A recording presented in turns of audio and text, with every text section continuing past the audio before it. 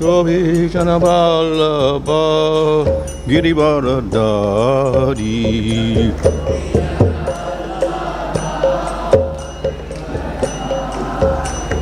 Yasodanandana Brajajana Ranjana Yamunatira Vanachari Yamunatira Jaya Radha Madhava Kunja Bihari Jaya Radha Madhava. Recording in progress.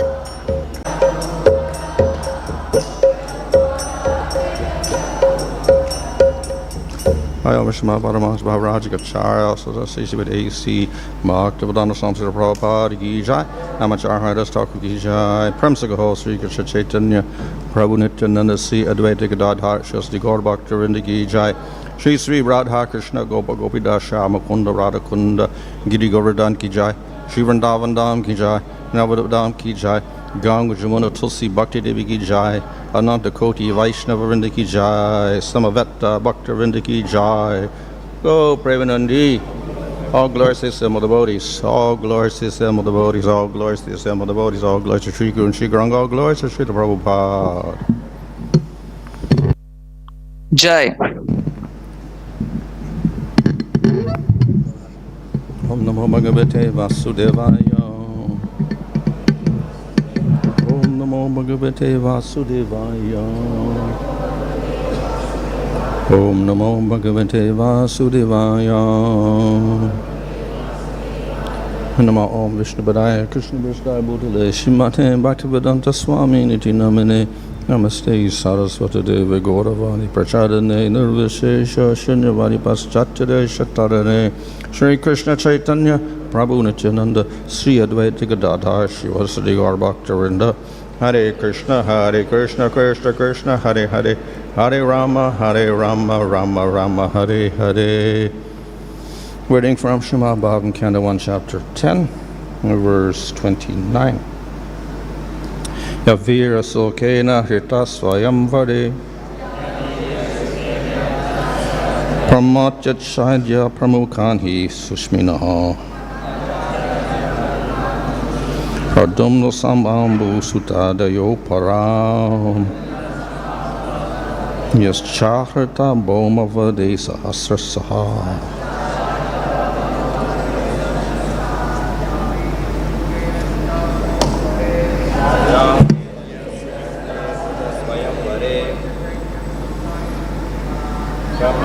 caidya-pramukhān śuṣmiṇaḥ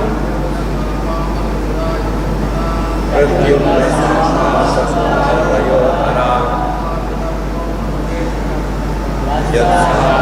Bhauma-vadhe sahasraśaḥ vīrya-śulkena hṛtāḥ svayaṁvare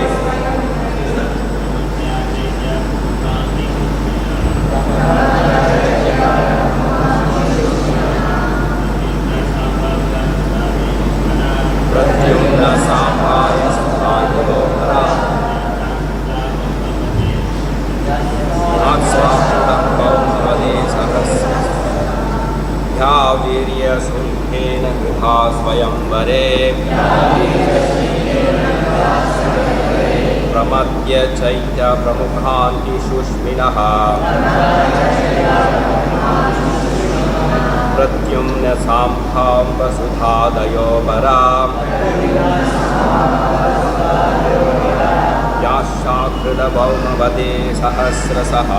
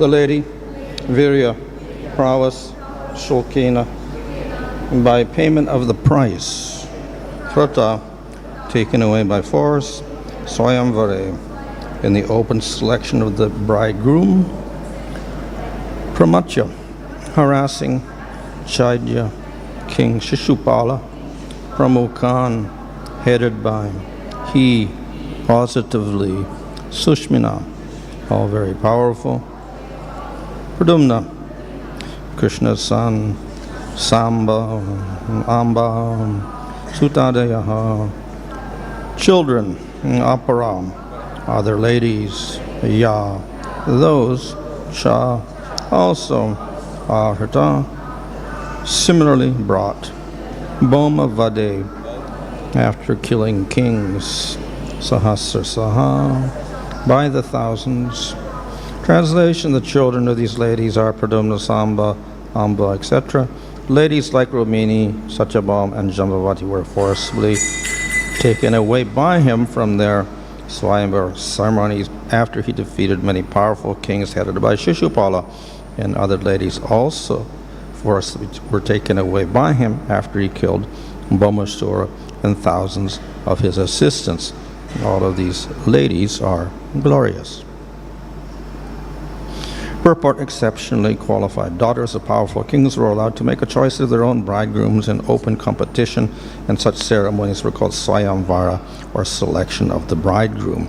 Because the svayaṁvara was an open competition between the rival and valiant princes, such princes were invited by the father of the princess, and usually there were regular fights between the invited princely order in a sporting spirit.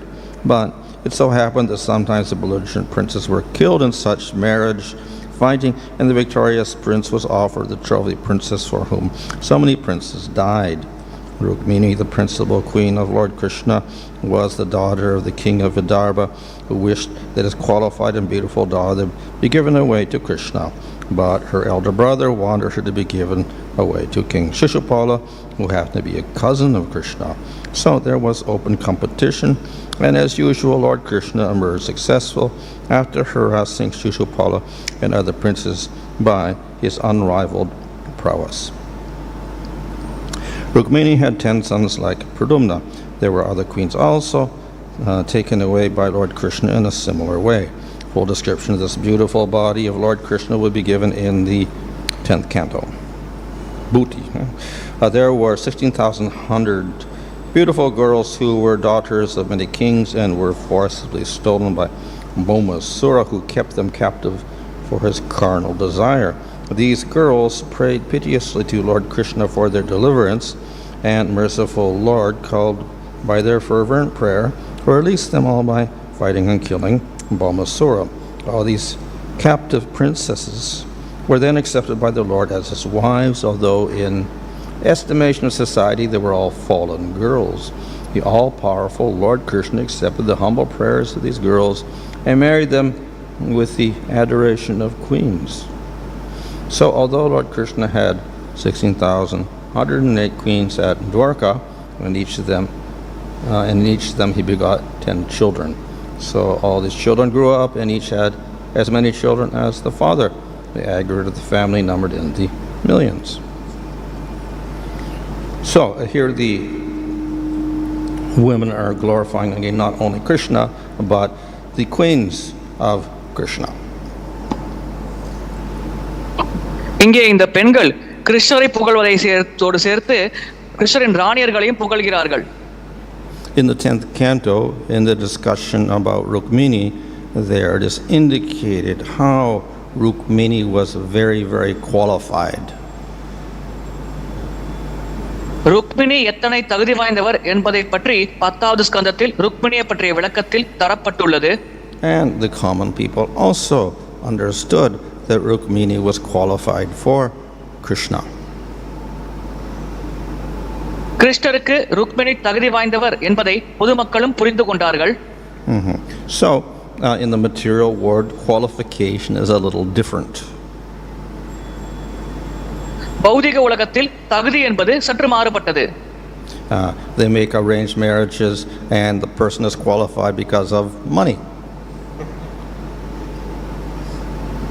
பெற்றோர்கள் திருமணம் நிச்சயம் செய்கிறார்கள். அந்த இது பணத்தின் அடிப்படையில் தகுதியானது கிடைக்கிறது. If the bride hasn't got enough money for dowry, they won't consider. பெண்ணிற்கு வரதட்சணை கொடுக்க முடியாவிட்டால் ஆண் மகன் இதை ஏற்றுக்கொள்ள மாட்டார்கள். And of course, another is influence of the family of the girl. If they got a lot of influence and high standing, then it's good for their fame. பெண்ணின் குடும்பமானது சக்தி வாய்ந்த குடும்பமாக இருந்தால் அதுவும் ஏற்றுக்கொள்ளப்படுகிறது. And of course, another is qualification of beauty. இரண்டாவது தகுதி அழகு. And concerning family, generally, as we see here, if it is a royal family, then they have to have another royal family. They won't marry a Sudra, for instance. குடும்பத்தை பொறுத்தவரையில் இங்கே அரச குடும்பமாக இருக்கும் பட்சத்தில் இன்னொரு அரச குடும்பத்தை சேர்ந்தவரைத்தான் திருமணம் செய்து கொள்வார்கள். சூத்திர குடும்பத்திலிருந்து திருமணம் செய்து கொள்ள மாட்டார்கள். However, in the case of Kṛṣṇa, the qualifications are very different. கிருஷ்ணரை பொறுத்தவரையில் தகுதிகள் முற்றிலும் மாறுபடுகிறது. Who was most suitable for Kṛṣṇa? கிருஷ்ணருக்கு மிக மிக தகுதி வாய்ந்தவர் யாராக இருந்தார்? So material position, material beauty and wealth don't really matter. கிருஷ்ணரை பொறுத்தவரையில் பௌதிக அழகு, பௌதிக சொத்து, செல்வம் அனைத்தும் பெரிதான பொருட்டல்ல. But in order to follow the, let's say, the ordinary ways of this world, Kṛṣṇa somewhat conforms to the standards. So he is in a Kshatriya family and he marries into another Kshatriya family. இந்த உலக வழிமுறைகளை கடைபிடிப்பது போல் காட்சியளிப்பதற்காக கிருஷ்ணா சத்திரிய குடும்பத்தில் இருந்தார். எனவே இன்னொரு சத்திரிய குடும்ப பெண்ணை திருமணம் செய்து கொண்டார். But the most important quality is to consider the devotion. ஆனால் இங்கே கருத்தில் கொள்ளப்பட்ட மிக மிக முக்கியமான தகுதி பக்தி. And of course, in devotion we have various qualifications. பக்தியில் பலதரப்பட்ட தகுதிகள் உள்ளது. So if they're qualified with Madhurya Rasa, that is the highest qualification for being the consort of Kṛṣṇa. கிருஷ்ணரின் துணைவியாக இருக்க வேண்டும் என்றால் ஒருவர் மாதுரிய ரசத்தில் மூழ்கி இருந்தார் என்றால் அதுதான் மிக மிக உயர்ந்த தகுதியாக கருதப்படுகிறது. So therefore that is the main consideration for Kṛṣṇa.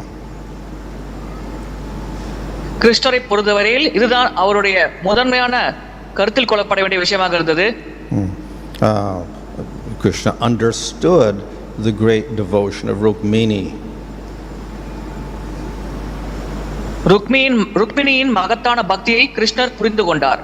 And she wrote a letter to Kṛṣṇa also.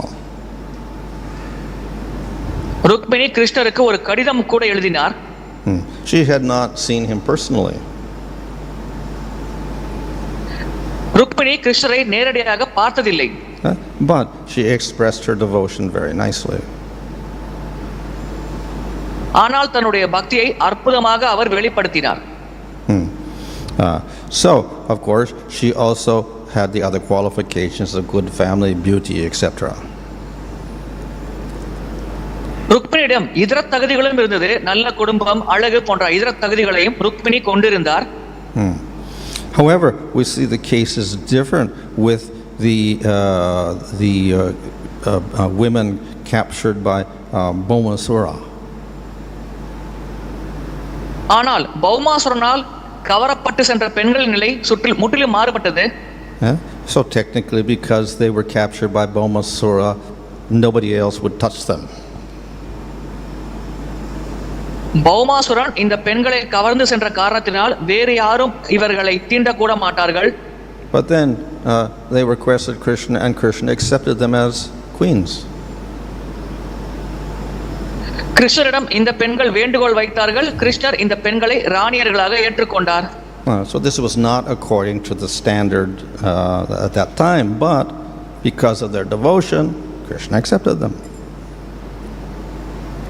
அந்த சமயத்தில் கடைபிடிக்கப்பட்ட தரநிலைக்கேற்ப இந்த நிகழ்வு அமையவில்லை. ஆனால் இவர்களின் பக்தியை கருத்தில் கொண்டு கிருஷ்ணர் இவர்களை ஏற்றுக்கொண்டார். So it is mentioned here that there were total 16,108 queens. மொத்தமாக 16,108 ராணியர்கள் இருந்தார்கள் என்று குறிப்பிடப்பட்டுள்ளது. Which seems like a very big number. இது பார்ப்பதற்கு பெரிய எண்ணிக்கை போல தெரியலாம்.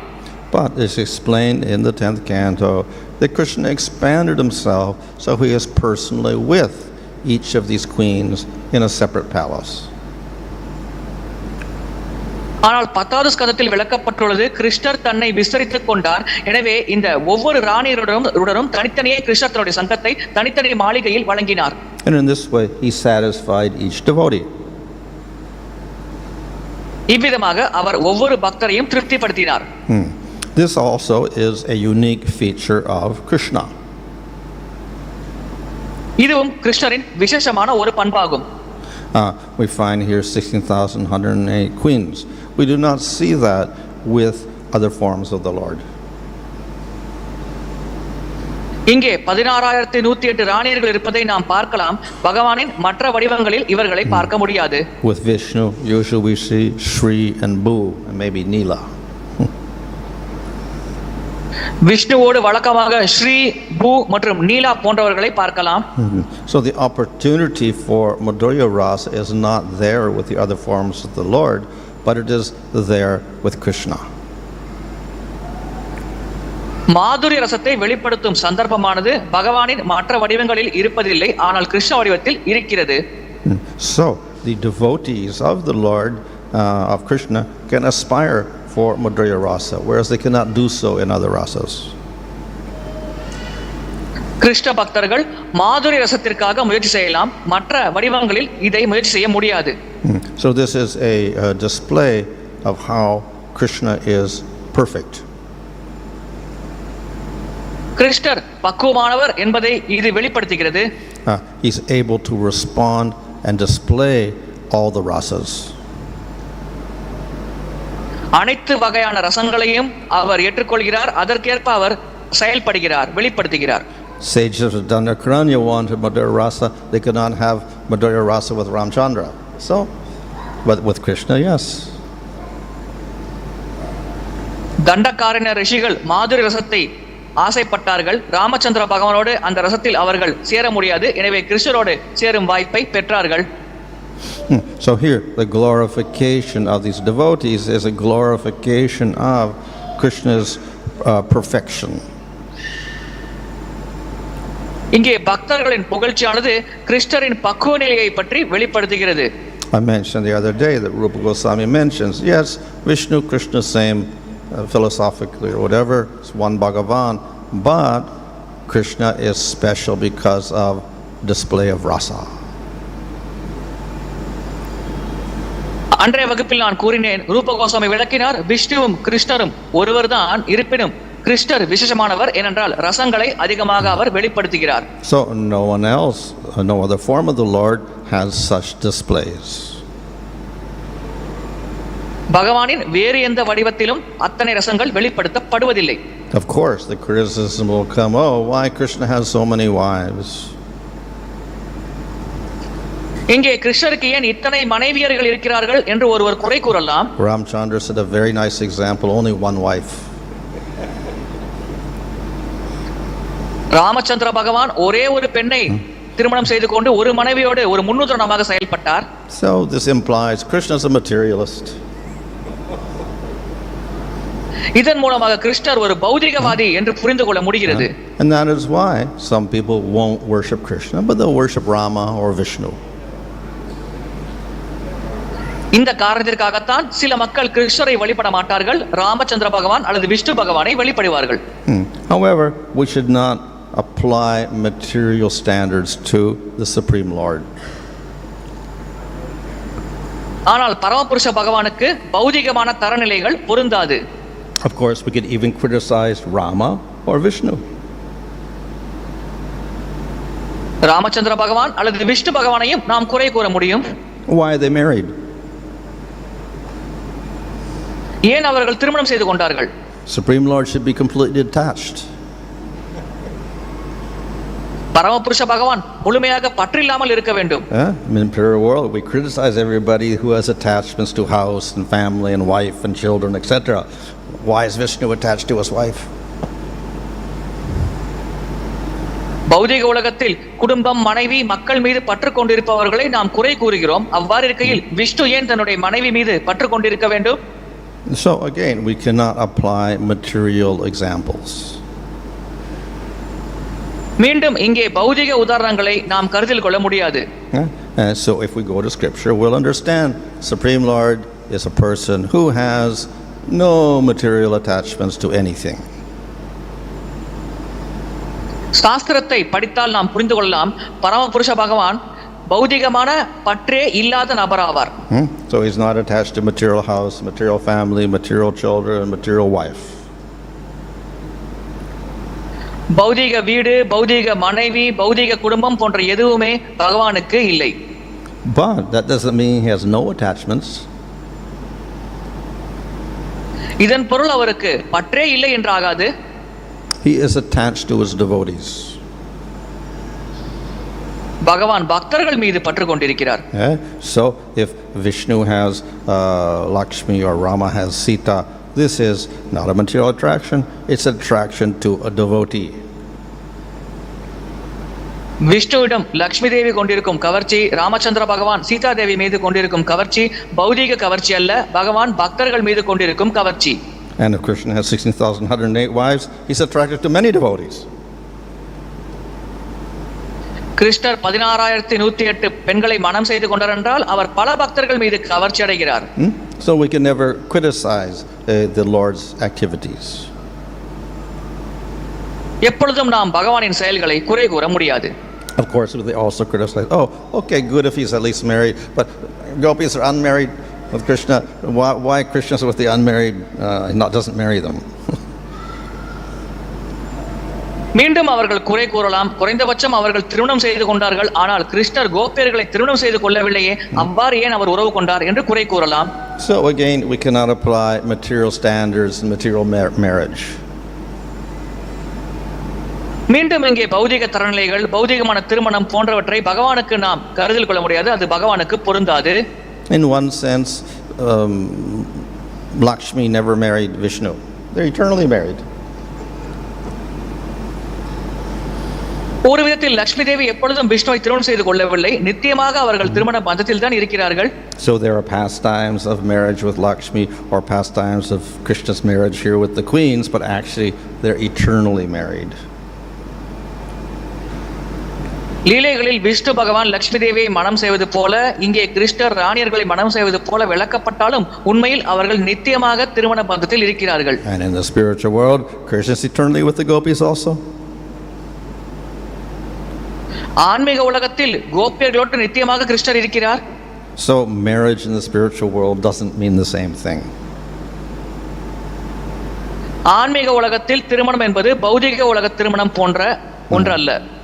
So the main idea is that this is a relationship between Kṛṣṇa and his devotee. இது கிருஷ்ணர் மற்றும் அவருடைய பக்தர்களுக்கு இடையில் இருக்கும் உறவு முறை என்பதுதான் நாம் கருத்தில் கொள்ள வேண்டிய முக்கியமான விஷயம். And Kṛṣṇa responds to all of these devotees.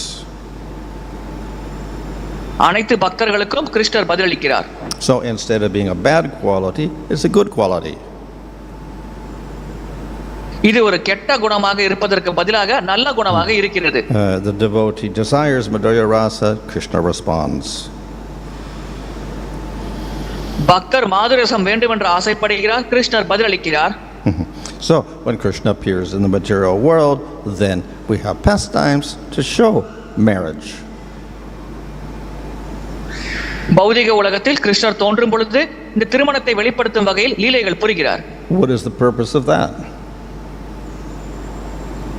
இதற்கான நோக்கம் என்ன? It is to show the prowess of Kṛṣṇa. இது பகவானின் வீரத்தை வெளிப்படுத்துவதற்காக செய்யப்படுகிறது. And the devotion of the queens. அந்த ராணியர்களின் பக்தியையும் வெளிப்படுத்துவதற்காக செய்யப்படுகிறது. So we have to consider all of these descriptions properly and understand the real nature of Kṛṣṇa and his devotees. இந்த அனைத்து விளக்கங்களையும் நாம் சரியாக புரிந்து கொள்ள வேண்டும். கிருஷ்ணர் மற்றும் அவருடைய பக்தர்களின் இயல்பை நாம் சரியாக புரிந்து கொள்ள வேண்டும்.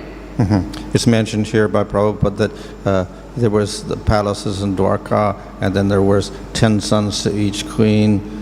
Then those sons got married, they each had 10 sons, so they had millions and millions of people in Dwarka. பிரபுபாதர் பொருளில் குறிப்பிடுகிறார், அங்கே துவாரகையில் அந்த ராணியர்களுக்கு அரண்மனைகள் இருந்தது. ஒவ்வொரு ராணிக்கும் 10 குழந்தைகள், அந்த 10 குழந்தைகள் ஒவ்வொன்றுக்கும் 10 குழந்தைகள் பிறந்தது. இவ்விதமாக கிருஷ்ணர் குடும்பத்தில் கோடிக்கணக்கான நபர்கள் உறுப்பினர்களாக இருந்தார்கள் என்று பிரபுபாதர் பொருளில் விளக்குகிறார். So what this shows is that the number of devotees in the spiritual world is unlimited. இதன் மூலமாக ஆன்மீக உலகத்தில் பக்தர்களின் எண்ணிக்கை அளவிட முடியாதது என்பது வெளிப்படுகிறது. And they all have a relationship with the Lord. They are satisfied and the Lord is satisfied. அவர்கள் அனைவரும் பகவானோடு ஒரு உறவுமுறை கொண்டிருக்கிறார்கள். அவர்களும் திருப்தி அடைந்திருக்கிறார்கள், பகவானும் திருப்தி அடைந்திருக்கிறார். So these women in Hastinapur are glorifying Kṛṣṇa and his devotees. கிருஷ்ணர் மற்றும் அவருடைய பக்தர்களை இந்த ஹஸ்தினாபூர் பெண்கள் புகழ்கிறார்கள். Kṛṣṇa is able to respond to all of these queens and to all of the gopis. அனைத்து கோபியர்களுக்கும் அனைத்து ராணியர்களுக்கும் கிருஷ்ணர் தக்க வகையில் பதிலளிக்கிறார். They become glorious, Kṛṣṇa becomes glorious. அவர்களும் புகழுக்குரியவர்களாக மாறுகிறார்கள், கிருஷ்ணரும் புகழுக்குரியவராகிறார். Hare Kṛṣṇa. Hare Kṛṣṇa. Is it audible? Maharaj, I have 2 questions. Last week you said that this Shakti-avesh avatar or Jiva Tattva, is it, Maharaj, that this has to be Nitya Siddha Jiva Tattvas, or there can be a conditioned soul but elevated and he can also be empowered as a Shakti-avesh avatar? A Nitya Vadhe can also be Shakti-avesh avatar? Who can be besides the Jiva? Shakti-avesh avatar are Jiva Tattvas. Yeah. So is it that Jiva Tattva has to be a liberated soul, or a conditioned soul, Supreme Lord can also empower some conditioned soul to be a Shakti-avesh avatar? சக்தி ஆவேச அவதாரம் ஜீவ தத்துவமாகும். அந்த ஜீவ தத்துவத்தில் இருக்கும் ஜீவாத்மா முக்தியை அடைந்த நபராக இருக்க வேண்டுமா, அல்லது கட்டுண்ட நிலையில் இருக்கும் நபர் கூட, அந்த ஜீவாத்மா கூட முன்னேறி முக்தி அடைந்த நிலையில் அவர் இந்த சக்தி ஆவேச அவதாரம் என்ற நிலையை ஏற்க முடியுமா? The Shakti-avesh avatars, as described by Rupa Goswami and Laghu Bhagavatamrita, are eternal forms, so nobody can become a Shakti-avesh avatar. லகு பாகவதாமதத்தில் ரூப கோஸ்வாமி விளக்குகிறார், சக்தி ஆவேச அவதாரங்கள் நித்திய வடிவங்கள், யாரும் சக்தி ஆவேச அவதாரம் என்ற நிலையை அடைய முடியாது. So nobody becomes Narada Muni or the Kumaras. யாரும் நாரத முனிவராகவோ குமாரர்களாகவோ மாற முடியாது. They are eternally in that position and they have spiritual bodies. அவர்கள் நித்தியமாக அந்த நிலையில் இருக்கிறார்கள், அவர்களிடம் ஆன்மீக சரீரங்கள் உள்ளது. Jivas in the material world can get powers from the Supreme Lord, in that sense Avesh, but they're not called Shakti-avesh avatars. பௌதிக உலகத்தில் ஜீவாத்மாக்களுக்கு சக்தி கிடைக்கிறது, ஆனால் அவர்கள் சக்தி ஆவேச அவதாரங்கள் என்று அழைக்கப்படுவதில்லை. They are usually called vibhutis. அவர்கள் விபூதிகள் என்று வழக்கமாக அழைக்கப்படுகிறார்கள். The Manus, the 14 Manus in the day of Brahma, and their descendants, their dynasties are called vibhutis, empowered by the Lord to rule. 14 மனுக்கள் அவர்கள் வம்சாவளியினர்கள் விபூதிகள் என்று அழைக்கப்படுகிறார்கள். அவர்கள் பகவானால் சக்தி அளிக்கப்பட்டு இந்த உலகத்தை ஆட்சி புரிகிறார்கள். The sages and the devatas that assume the role 14 times in the day of Brahma, they're also empowered by the Lord. ரிஷிகள் தேவர்கள் பிரம்மதேவரின் ஒரு தினத்தில் 14 முறை அந்த பதவியை ஏற்கிறார்கள். அவர்களும் பகவானால் சக்தி அளிக்கப்பட்டவர்கள். But that is temporary empowerment. ஆனால் அது தற்காலிகமாக அளிக்கப்பட்ட சக்தியாகும். And they still have material bodies. அவர்களிடமும் பௌதிக சரீரங்கள் தான் உள்ளது. Thank you, Maharaj. Maharaj, a devotee when reaches on the level of prema, does he knows that he is in the prema stage? ஒரு பக்தர் பிரேமநிலை அடையும் பொழுது அவர் பிரேமநிலையில் இருக்கிறார் என்பதை அவருக்கு புரிந்து கொள்ள முடியுமா? So, in prema, the devotee is not, he has no consideration of different levels. பிரேமை நிலையில் பல்வேறு நிலைகளை பற்றிய எண்ணமானது அந்த பக்தரிடம் இருப்பதில்லை. He may sometimes even be aware of his body, but often he is not aware of his body.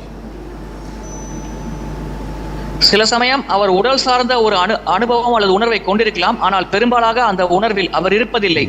His awareness is awareness of the Supreme Lord.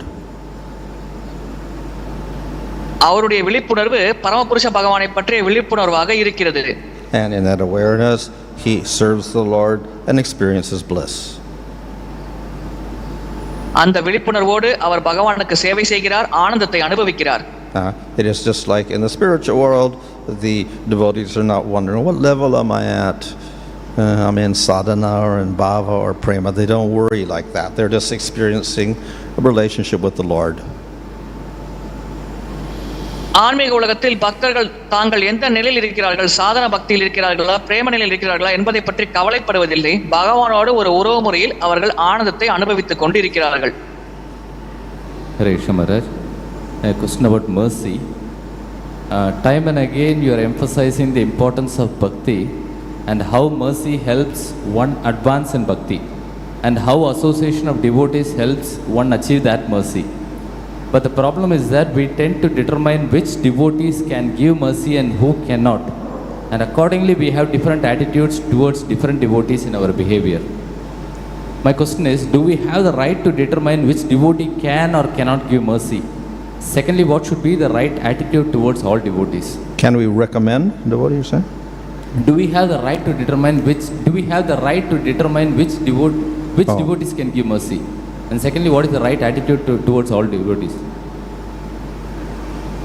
அனைத்து பக்தர்களிடமும் நாம் எப்படிப்பட்ட மனப்பான்மையை கொண்டு செயல்பட வேண்டும், எந்த பக்தர் கருணை தரக்கூடியவர், எந்த பக்தர் கருணை தர இயலாதவர் என்று தர நிர்ணயம் செய்யும் தகுதி நமக்கு இருக்கிறதா? Well, we define a devotee as one who with faith accepts the process of bhakti. நம்பிக்கையோடு பக்தி வழிமுறையை ஏற்றுக்கொள்ளும் நபரை பக்தர் என்று நாம் விளக்குகிறோம். So he has the seed of bhakti in his heart. அவருடைய மனதில் இருக்கும் பக்தியை நாம் பார்க்க வேண்டும். He cultivates the seed grows into a plant. அந்த விதையை அவர் வளர்க்கிறார், அந்த விதை ஒரு செடியாக வளர்கிறது. And these devotees who have this plant of bhakti, they also distribute mercy. பக்தி என்ற செடியை மனதில் வைத்துக் கொண்டிருக்கும் நபர்களும் அந்த பக்தியை மற்றவர்களுக்கு அந்த கருணையை வழங்குகிறார்கள், விநியோகம் செய்கிறார்கள். In other words, they can inspire other devotees to take up the process of bhakti. வேறு வார்த்தைகள் கூற வேண்டும் என்றால் மற்ற பக்தர்களும் அந்த பக்தி மார்க்கத்தை ஏற்பதற்கு அவர்கள் ஒரு உத்வேகமாக செயல்படுகிறார்கள். This is ultimately all spiritual shakti. இவை அனைத்தும் இறுதியாக ஆன்மீக சக்திகளாகும். Bhakti itself is part of the internal energy of the Lord, manifest in the jiva. The jiva is able to give out a little of that shakti to other persons. பக்தி பகவானின் அந்தரங்க சக்தியாகும். அது ஜீவாத்மாவிற்குள் உட்புறமாக வெளிப்படுகிறது. ஜீவாத்மா அந்த சக்தியை மற்றவர்களுக்கு விநியோகம் செய்கிறது. However, according to the level of advancement, you can give up more shakti or less shakti. ஒருவர் அடையும் முன்னேற்றத்திற்கேற்ப அதிகமான சக்தியோ குறைவான சக்தியோ அவர்களுக்கு வழங்கப்படுகிறது. If you only get 1% or 0.1% bhakti, you can't give more than that to another person. நாம் 1% அல்லது 0.1% பக்தியை மட்டும் நாம் பெற்றோம் என்றால் அதை விட அதிகமாக இன்னொரு நபருக்கு நாம் வழங்க முடியாது. So, more advanced devotees are capable of giving more mercy. அதிகமாக முன்னேறிய நபர்கள் அதிகமாக கருணை வழங்க தகுதி வாய்ந்தவர்களாக இருக்கிறார்கள். So, we can instruct a person to get the mercy and instructions from a devotee, and we can also, to some degree, judge who is in a higher level, who is in a lower level, and preferably they go to the higher level person. ஒரு குறிப்பிட்ட பக்தரிடமிருந்து உபதேசத்தை பெறுமாறு நாம் ஒரு நபருக்கு அறிவுறுத்தலாம். அதே சமயத்தில் யார் உயர்ந்த நிலையில் இருக்கிறார், யார் தாழ்ந்த நிலையில் இருக்கிறார் என்பதை ஓரளவுக்கு நம்மால் கணித்து கூற முடியும். எனவே ஒருவர் உயர்ந்த நிலையில் இருக்கும் பக்தரை அணுகுவது சாலச் சிறந்தது. Maharaj, one question pertaining to today's class. Does all the wives of Kṛṣṇa, all the wives, are they the Hladini and Samvit Shakti? Are they? Hladini and Samvit Shakti, all the wives. All devotees have Hladini Samvit Shakti. Kṛṣṇa Even people in bhava and bhava and prema in the material world, they also have. But are they, is it... கிருஷ்ணரின் அனைத்து மனைவர்களும் ஹ்லாதினி மற்றும் சமய சக்தி என்பது கேள்வி. பாவனையில் இருப்பவர்கள், கிருஷ்ணரோடு இருக்கும் சங்கத்தில் இருக்கும் அனைத்து மனைவர்கள் அனைவரும் ஹ்லாதினி மற்றும் சமய சக்தி தான். Bhakti itself is Samvit Shakti. பக்தியே சம்வித் சக்தியின் பகுதியாகும்.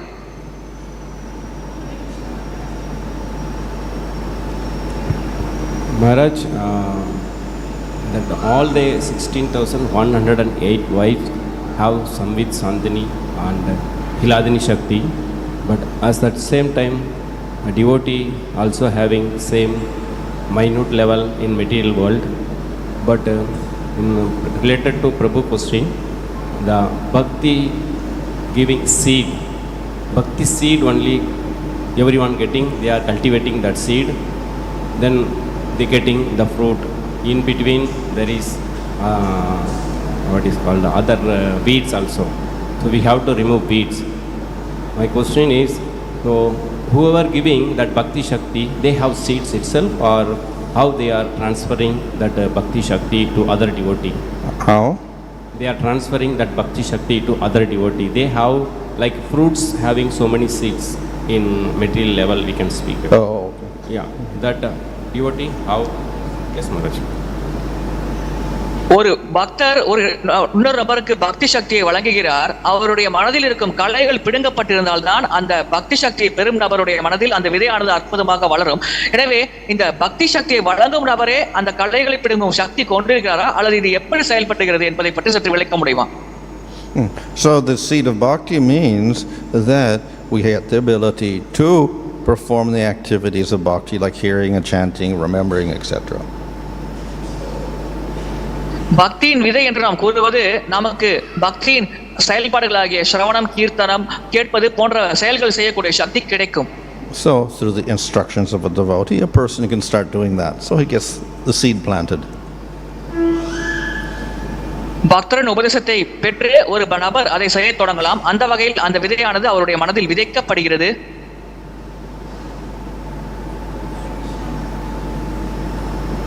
Hare Krishna Maharaj. Regarding to the yesterday's class, Maharaj, when the soul merges into the Brahma-jyoti, it has only consciousness. You were explaining that. What will be the form of the soul? Actually, the size of the soul is mentioned, but it doesn't have any heads or legs or hands. You have mentioned it.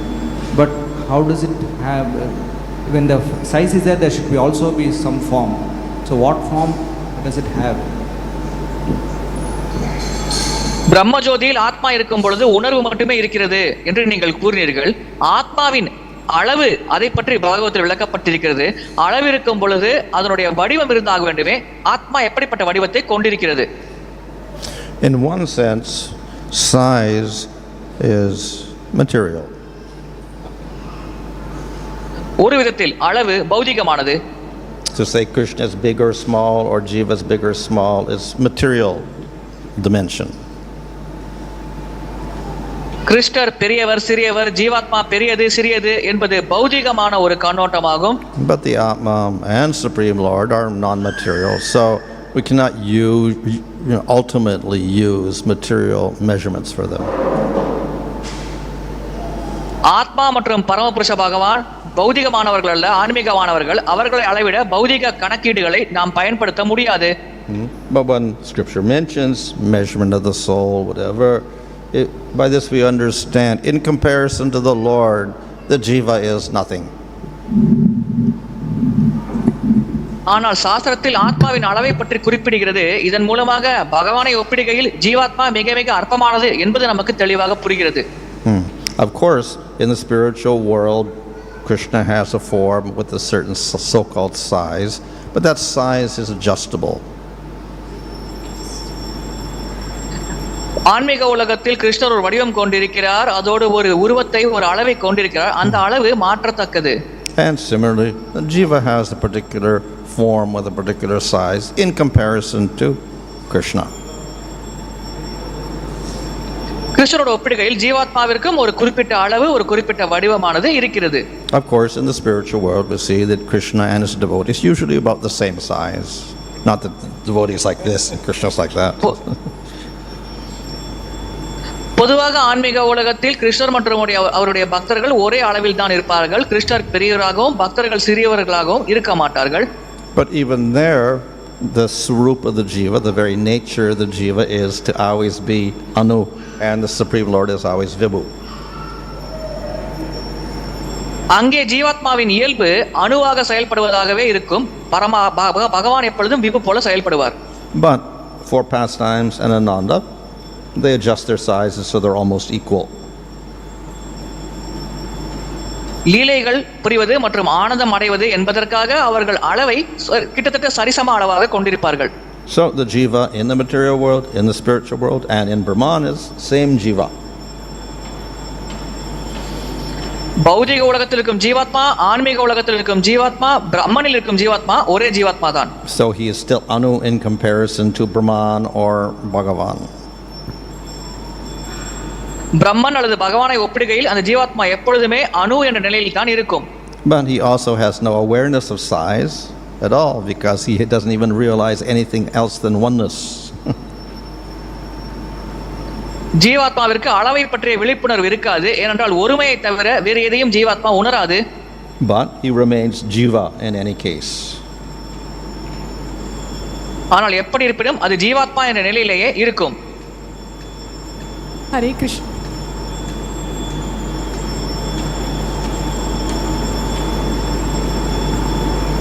Hare Krishna Maharaj. In our sampradaya, we can only become manjaris, we cannot become gopis. So my question is, in this Kali Yuga, can the sadhana siddhas not attain gopi form, Maharaj? Because in the previous, you can see in Dwapara and all that, the sadhana siddhas become gopis also. But like, can't we become gopis in Kali Yuga? முன்றைய யுகங்களில் சாதனை சித்தர்கள் கோபியர்கள் என்ற நிலையை அடைந்தார்கள். நம்முடைய சம்பிரதாயத்தில் நாம் அதிகபட்சம் மஞ்சள் என்ற நிலையை தான் அடைய முடியும். எனவே கலியுகத்தில் கோபியர்கள் நிலையை அடைய முடியுமா? அதற்கு ஏதேனும் வழிமுறை இருக்கிறதா? So anything is possible, but we follow Chaitanya Mahaprabhu, in particular we follow Rupa Goswami, etc. So there the Madhurya Rasa is usually this Manjari form. Thanks, Maharaj. எதுவுமே சாத்தியம்தான். ஆனால் பொதுவாக நாம் சைத்தன்ய மகாபிரபு, குறிப்பாக ரூப கோஸ்வாமியை பின்பற்றுகிறோம். அங்கே நாம் அடையக்கூடிய வடிவமானது அதிகபட்சம் மஞ்சரி வடிவாக வழக்கமாக குறிப்பிடப்படுகிறது. Online question, please. Hare Krishna Maharaj, Dhanat Prams, there are around 105 devotees attending through various online platforms, and there are few questions. The first question is from Her Grace Ruparani Mataji. While doing Harinama Sankirtanam, how to perceive that holy name in our mind? ஹரிநாம சங்கீர்த்தனம் செய்யும் பொழுது எப்படி அந்த புனித நாமத்தை நம்முடைய மனதின் மூலமாக புரிந்து கொள்வது? Does that question mean when we're chanting, how do we remember the name? Is that what the question is? Yes, Maharaj, almost. Yes, Maharaj. Well, along with the chanting process, the mind must have some activity. நாமஜப வழிமுறையோடு சேர்த்து மனதிற்கு ஏதேனும் செயல்பாடு இருந்தாக வேண்டும். And one of the purposes of chanting is to concentrate on the Lord. நாமஜபம் செய்வதற்கான ஒரு நோக்கம் பகவானின் மேல் மனதை கவனத்தை செலுத்துவது. Of course, if one has uncontrolled mind, one can chant like anything and think of something else.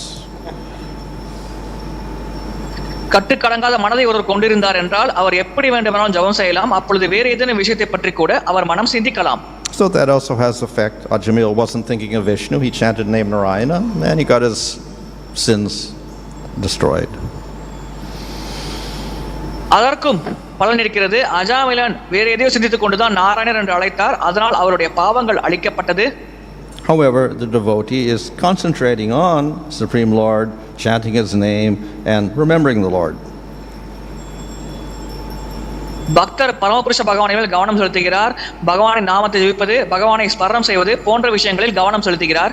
It's explained in Nectar Devotion that the essence of bhakti is always remember the Lord, never forget the Lord. All the different angas of bhakti are for that purpose.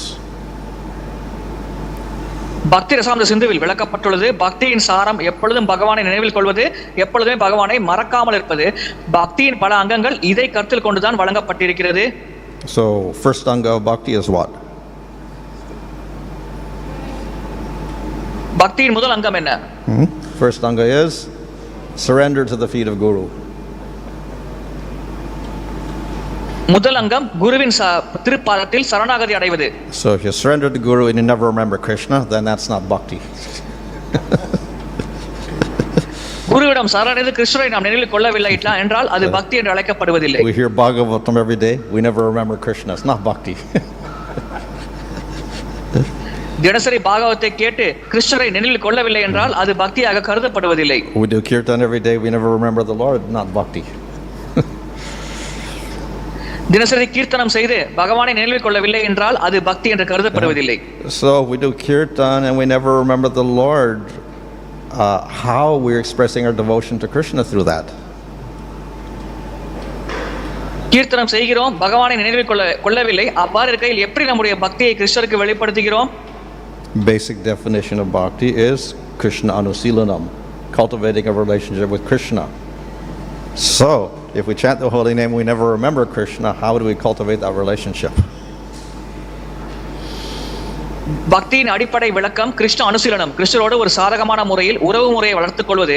நாம ஜபம் செய்கிறோம், ஆனால் கிருஷ்ணரை நினைவில் கொள்ளவில்லை என்றால் நாம் எப்படி அந்த உறவு முறையை கிருஷ்ணரோடு வளர்த்துக் கொள்ள முடியும்?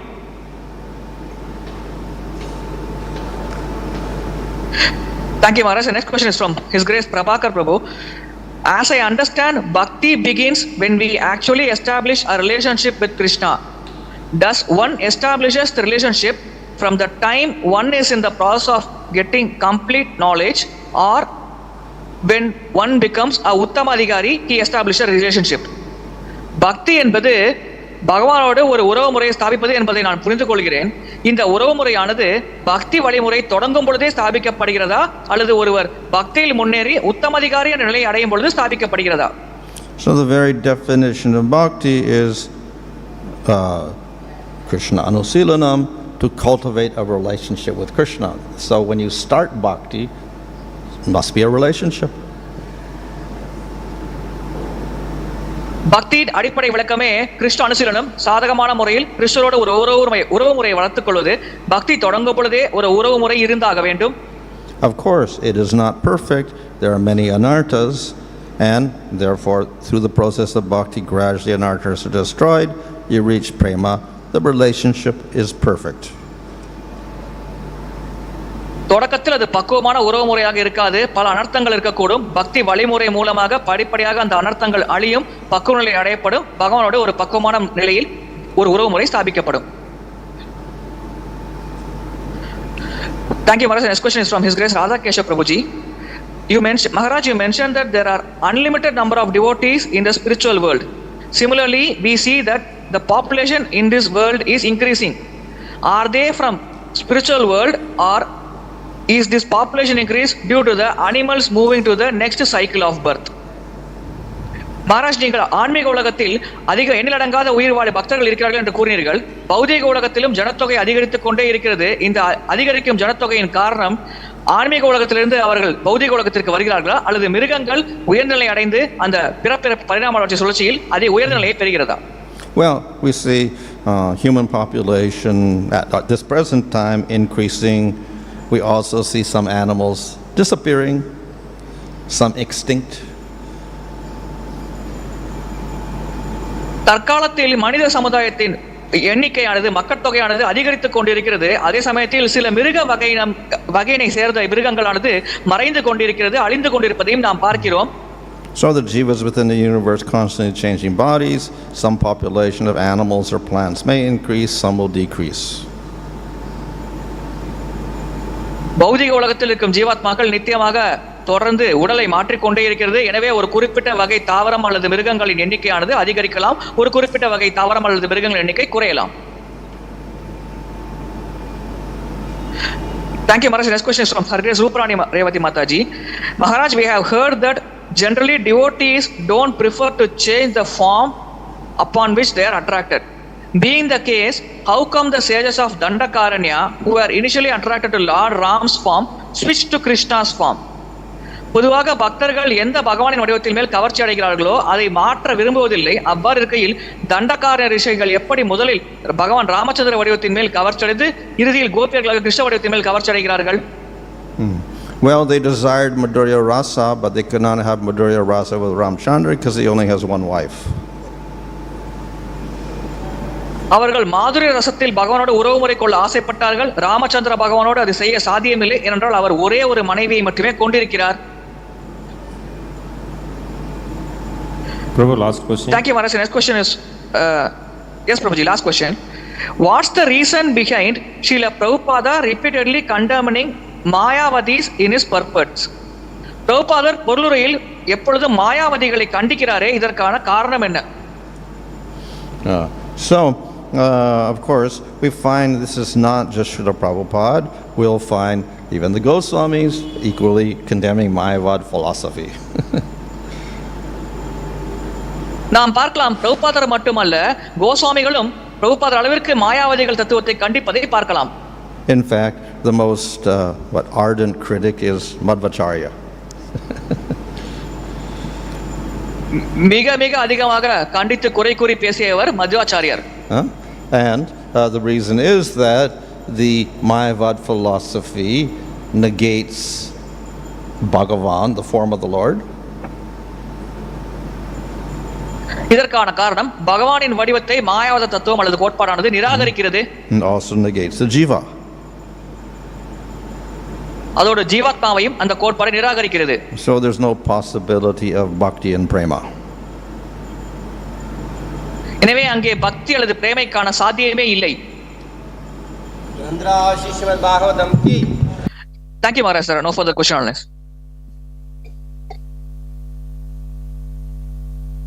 Hare Krishna, Hare Krishna, Krishna Krishna, Hare Hare, Hare Ram, Ram Ram, Hare Hare.